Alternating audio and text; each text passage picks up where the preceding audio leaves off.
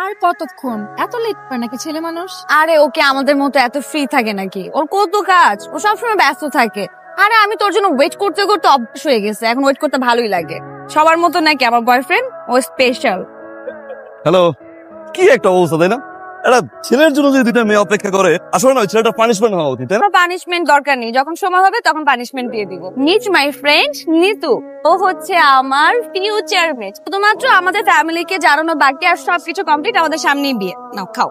নিতু, তুই আমাকে জিজ্ঞেস করছিলি না যে আমার বয়ফ্রেন্ড আমার জানটা কি করে? এইটা বলার আগে এইটা বলে নি ওর ভাই কি করে। ওর ভাইয়ের এত পাওয়ার, ওর ভাই যে অফিসে আছে ওই অফিসে যে কোনো বড় অফিসার ঢোকার আগে এবং বের হওয়ার আগে ওর ভাইয়ের পারমিশন নিতে হয়। ওর ভাইয়ের যদি পারমিশন না দেয় তাহলে কেউ ঢুকতে পারে না, বের হতে পারে না। আরে বলতে দাও না, কথা বলবো তাই না? এ ভাই, দেখছিস বলতেও দেয় না। তুই বুঝতেছিস সেই ভাইয়ের ভাই হচ্ছে ও, তাহলে ওর কি কোনো কিছু বলার বাকি আছে? ওর কি পাওয়ার আছে? আমরা তো চিন্তা করছি আমি আর নিতু তোমার অফিসে একদিন যাবো তোমার ভাইয়ের সাথে দেখা করতে, এত বড় পাওয়ার। এই আস্তে আস্তে আস্তে আস্তে, কোনো সমস্যা? পানি পানি।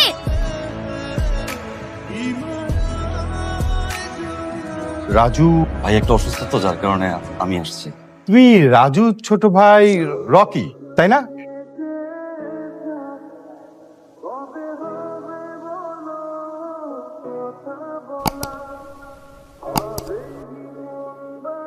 কি আবার তাড়াতাড়ি কল করলাম? কি এটা? ছবি আমার কিসের ছবি? সিকিউরিটি গার্ডের। Security guard? তুমি সিকিউরিটি গার্ডে জব করো? মেয়ে আমাকে কি বলছে এতদিন? তোমার সাথে আমি এই জন্য রিলেশন করছিলাম? দিনের পর দিন তুমি আমার সাথে মিথ্যা কথা কেন বলছো? প্রতারক। শোনো, কি শুনবো তোমার কথা? আমি তোমার একটা কথাও শুনতে চাই না। তো আজকে আমার ফ্রেন্ড আমাকে এই ছবি সেন্ড করে, সেই দিনও আমার দেখতে হয়। তুমি এইটাই চাইছিলে আমার সাথে আসতে? মানে এখানে কে জানবে? আর জানার কে বাকি আছে? সবাই জানুক না।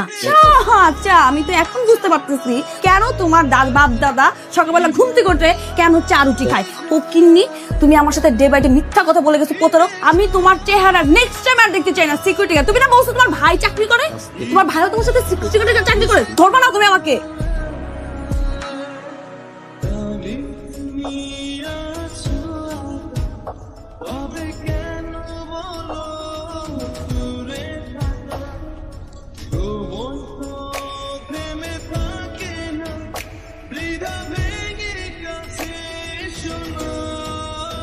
আমার কেন জানি মনে হইতেছে ও ওই দিন কিছু একটা আমাকে বলতে চাইছিল, আর আমিও রাগের মাথায় কারো কথা শুনি না। সবার সামনে যেভাবে রেস্টুরেন্টের মধ্যে চিল্লাইছি আমি, কিন্তু কিছু একটা আমাকে বলতে চাইছিল। এত দিনের রিলেশন, কিছু হলো তো চিনি আমি ওকে, ও অনেক ডিফারেন্ট। তুই এখনো এই চিটারটাকে নিয়ে বসে আছিস? প্রবলেম কি তোর? একটা ফালতু ছেলে কাজ করে সিকিউরিটি গার্ডের, আর ভাবটা নেয় কোন যেন ভিআইপি আসছে, আর এই ফালতু একটা ছেলের কথা মনে করে তুই এখনো মন খারাপ করে বসে আছিস। আল্লাহ তোমাকে শুধু এটুকু চাবো, ছোট বয়স চাকরি চলে হয়ে যায়। আরে এক ইন্টারভিউ দিয়ে গিয়ে চাকরি হয়ে যাবে, সমস্যা কি? একটা হয় না আরেকটা হবে, এটা তো অভিজ্ঞতা একটা, তাই না? ইন্টারভিউ দিলে চাকরি হবে তা তো না, মানুষের অভিজ্ঞতা হয়। বারবার কইছিল জায়গায় না যাই, এই জায়গায় না যাই, এই যে করে ইন্টারভিউ এই অফিস দিতে হবে না? ক্ষমতা আমার এই অফিসে, তোমার পারমিশন ছাড়া কেউ ঢুকতে পারে না, তোমার পারমিশন ছাড়া কেউ বেরোতে পারে না, চাবি তোমার কাছে থাকে। সিকিউরিটি গার্ডও নেই এই জায়গার। গেলাম ইন্টারভিউ দিতে, সঙ্গে সঙ্গে চাকরি হয়ে গেল। হ্যাঁ, কি হয়ে গেছে?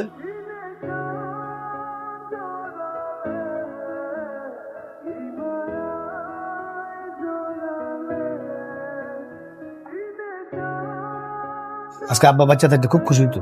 কালকে ইয়ে করিস, শার্ট প্যান্ট কিনতে করতো, অফিসে লেগে শার্ট প্যান্ট লাগবো না, ঘড়ি কিনবি, শার্ট প্যান্ট কিনবি। আর তুমি খুশি হও না?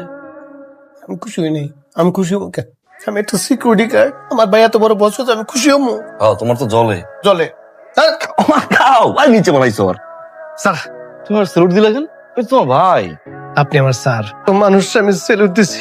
আমার স্বপ্ন ছিল আমার বাইরে আমি স্যালুট দেবো, আমার ভাই আমার বস, আমার বস আমি স্যালুট দিচ্ছি। নতুন একটা বাসায় উঠ, তারপর তো সংসারটা কর, আমি গিয়ে তার বাড়িতে হামলা দেবো না। আমি কি আমার বিয়ের কথা বলতেছি? আমি তোমার বিয়ের কথা বলতেছি। যা হওয়ার হয়েছে, যে পরে দাঁড়াইতে বলছো দাঁড়াইছি আমি। এখন তুমি গিয়ে বিয়ে ঠিক করো। রাজু নাও, রকি তুমি নাও। মাইশা মা, একবার এদিকে আসো না। হ্যাঁ বলো। এই মাইশা কোথায়? নিয়ে আসো। এসে রেডি হচ্ছে, ডাকছেন। আচ্ছা নিয়ে আসো।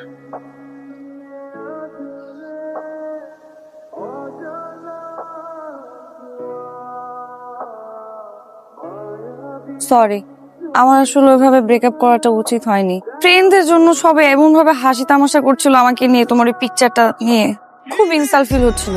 ঘুমাতে পারছিলাম না রাতে। আমি তোমাকে কিছু বলতে চাইনি, কিন্তু ওরা যেভাবে ধরলো আমাকে, তখন রাগের মাথায় তোমাকে এসে কথাগুলি বলতে হলো আমার। তখন বোঝা উচিত ছিল আমার। আমিও কি রাগের মাথায়, তুমি তো জানোই আমার রাগটা একটু বেশি।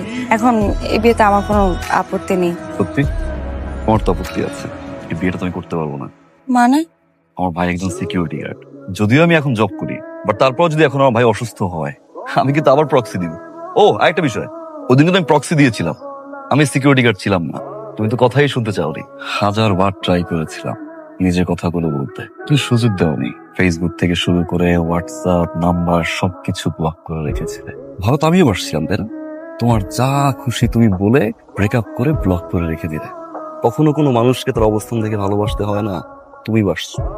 আর সেই অবস্থান দেখেই তুমি আমাকে ছেড়ে চলে গেছো। ঠিক এখন আমার অবস্থান দেখেই বিয়ে করতে চাই।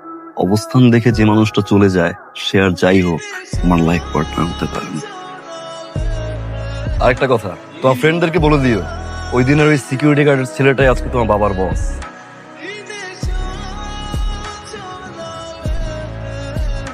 ভালো তো ছিল, লেখাপড়ায় ভালো, দেখতে শুনতে ভালো। না করলি কেন? তোর কি অন্য কোনো পছন্দ আছে? মেয়েটার নাম হচ্ছে মাইশা, আমার গার্লফ্রেন্ড ছিল।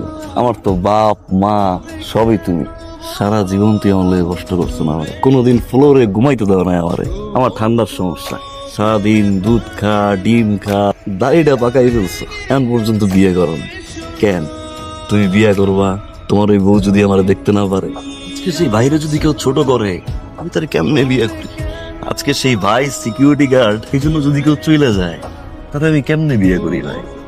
মায়ের সাথে আমি খুব ভালোবাসি, এত সারা জীবন ভালোবাসি, কিন্তু আমার বাইরে যে ছোট করে, আমার বউ হইতে পারে না, আমি বিয়ে করতে পারবো না ভাই।